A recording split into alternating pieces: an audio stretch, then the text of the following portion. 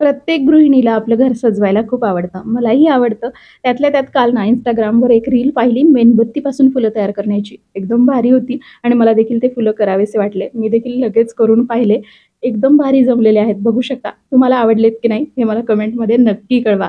करायला अतिशय सोपे आहेत. काय करायचंय, अर्धी मेणबत्ती इथे मी एका वाटीमध्ये तुकडे करून घेतलेली आहे. त्यानंतर एका कढईमध्ये गरम पाणी करायला ठेवायचं आहे.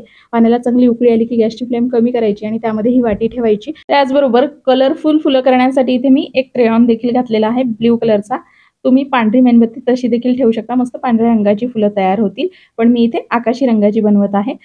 मेणबत्तीचं पाणी तयार झालं की त्यातला धागा काढून घेतलाय आणि हे जे मेणबत्तीचं पाणी आपण तयार केलंय ते गरमच असावं. आणि इथे मी तुळशीच्या वाळलेल्या काड्या तोडून घेतलेल्या आहेत.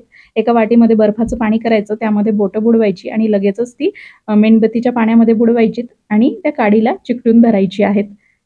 बरोबर अर्ध्या मिनिटानंतर आपली बोटं त्यातून सुटतात. काढून घ्यायची आणि परत तीच प्रोसेस, पहिले बर्फाच्या पाण्यात बोटं बुडवायची, त्यानंतर मेणबत्तीच्या पाण्यामध्ये लगेचच अशी बुडवून वरती काढायची आणि काडीला चिकटून धरायची. तर तुम्ही अशा पद्धतीने 3 बोटांनी किंवा 4 बोटांनी ही फुलं तयार करू शकता. तयार केलेली फुलं मस्त ग्लासमध्ये किंवा फ्लॉवर पॉटमध्ये तुम्ही सजवू शकता. इथे मी ग्लासामध्ये ब्लू कलरचं पाणी तयार केलंय आणि त्यामध्ये ही फुलं आणि पानं लावलेली आहेत. कशी दिसतायत नक्की सांगा. तर मेणबत्तीचं पाणी किंवा वॅक्स वेळोवेळी गरम करत राहायचं आणि ही फुलं बनवायची आहेत. तर तुम्ही वेगवेगळ्या रंगाची क्रेयॉन किंवा रंग वापरून वेगवेगळ्या रंगाची फुलं बनवू शकता आणि फ्लॉवर पॉटमध्ये सजवू शकता. बघू शकता किती सुंदर झालेली आहेत. मस्त अशी नाजूक तयार होतात. जितकं तुम्ही सांभाळून त्याला वापराल तितके जास्त दिवस टिकतील. तर तुम्हाला ही फुलं जर आवडली असतील तर प्लीज व्हिडिओला लाईक करा, जास्तीत जास्त शेअर करा. धन्यवाद.